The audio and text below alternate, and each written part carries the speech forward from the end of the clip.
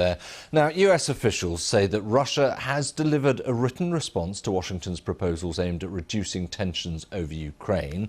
They didn't release any details, though, at this stage. Now, earlier, the two countries exchanged some bitter accusations over the country at a public session of the UN Security Council. The Russian ambassador said the US was provoking escalation by falsely accusing Moscow of preparing to invade. His American counterpart said Russia was trying to create an excuse to attack. Well, Russia is demanding that Ukraine will never be allowed to join NATO. The US and its allies have warned of unprecedented sanctions if Russia makes a military move on Ukraine. We'll get some more on this now from Washington, in fact, because I'm joined by Alina Polyakova, who's president of the Centre for European Policy Analysis. Alina, thanks very much indeed for joining us. Can you see, particularly after rather less diplomatic dialogue and more diplomatic diatribes, really, can you see any sign of a peaceful way out? Unfortunately, I think we're in a bit of a paralysis mode, where the Russian side has made quite egregious and unrealistic demands. The United States and European allies have laid out our concerns about those demands. But still, there doesn't seem to be a compromise across the horizon here. Certainly, it's a positive sign that the Russians did respond in written form, in non-public form, to the U.S. Response to their demands. But unfortunately, it's not yet clear whether the Russian side is actually serious about diplomacy. Yeah, there's also still an oddity, isn't there, that the U.S. ambassador, the Russian ambassador says the US is fomenting hysteria, and actually the Ukrainian President Zelensky isn't far off saying that as well. And one wonders, where the balance should lie in this.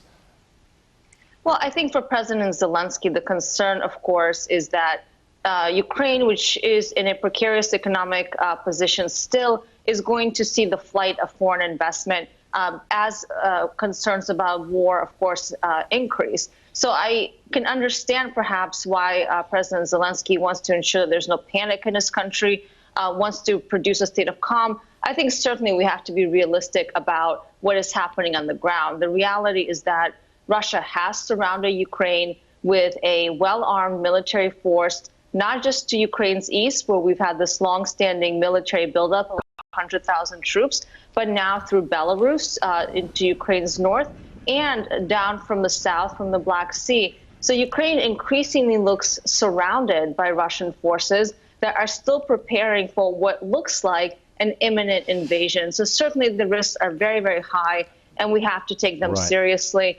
But sorry, just to interrupt you for a moment there, for the time we've got. At the same time, we look at the US essentially taking the lead on this among its allies and its European allies as well. And yet, President Macron has been making his own overtures. The French and the Germans have slightly different views, as you know, on what is the best way ahead here. So Mr. Putin is looking at something of a divided pack. Unfortunately, that is exactly what we've seen emerge over the last several days. We've seen deep public divisions between the Baltic states, for example. The UK's quite assertive policy, I think, has been very positive in this regard.